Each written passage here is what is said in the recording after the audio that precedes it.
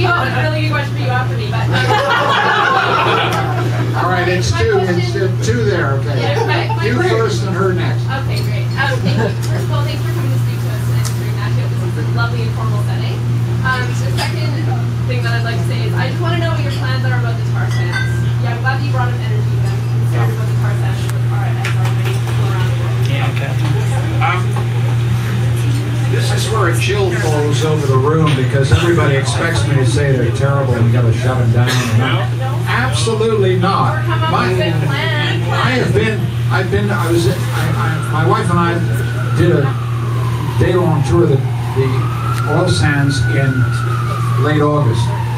And for once, the word awesome that we overuse all the time is truly what you feel when you're there. It is awe-inspiring. The capital investment, the sheer size of this thing, the fact that there are 100 years of deposits.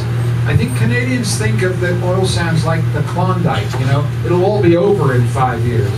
It's going on for the whole of the 21st century. We've got oil reserves there that are just staggering in size. It changes everything about our economic future. It changes everything about Canada's importance in the world. You noticed a minute ago, I talked about our response on Arctic sovereignty. It's unfamiliar for Canadians to understand how powerful the oil sands make us. But the challenge is it's dirty, and we got to clean it up. That's challenge number one. Harper, 2.5 years into being, or 3 years into Prime Minister, in Calgary the other day said, it's pretty dirty, I think we better clean it up. Where have you been for 3 years? It's a disgrace. The federal government's environmental protection mandate has simply been vacated in the last 3 years. The federal government has a role to play in protecting watersheds, protecting wildlife, in working with the industry, working with Alberta to protect the environment. When I look at this, I see an enormous opportunity for Canada to clean this story up. Better carbon sequestration, better use of energy, better use of the natural gas we're using, getting the cost structure under control. One of the things that will drive us to clean this up is in fact the falling price.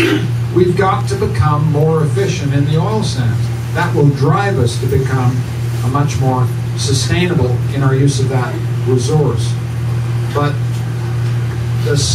the other final thing that as young liberals you need to understand about energy, and I think you already do, energy policy in our country is a national unity issue. The dumbest thing you can do, and no liberal must ever do it, is run against Alberta. Make Alberta the enemy. Isolate Alberta. We've got to work with the province of Alberta. We've got to work with the Albertans who care as much about the environment as we do to clean it up and make it a source of pride for all Canadians. Which is a disgrace up there, is what's happening to human beings. One of the things that drives me crazy about there is obviously some of the impacts on Aboriginal health and forage are very serious. Number one, and they need to be redressed, they need to be addressed, and they need to be listened to. But also, the social infrastructure in Fort McMurray is lagging in ways that are a scandal in Canada. Oil workers who work damn hard and ought to be better treated are taking 4 hours to get home from shift because we got inadequate transport, we've got inadequate sewerage, we've got inadequate housing.